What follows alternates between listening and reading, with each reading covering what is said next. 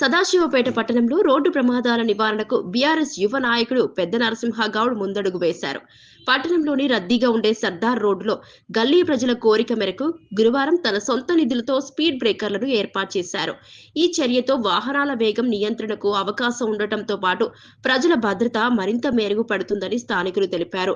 14వ వార్డులో నిత్యం ప్రజలకు అందుబాటులో ఉంటూ సమస్యల పరిష్కారానికి కృషి చేస్తున్నామని పెద్ద నరసింహ గౌడ్ చెప్పారు. రోడ్డు ప్రమాదాల వల్ల ప్రాణ నష్టం జరగకుండా ఉండేందుకు ఈ చర్య చేపట్టామని అన్నారు. ప్రజల అవసరాలను గుర్తించి తక్షణమే స్పందించడమే తన లక్ష్యమని తెలిపారు.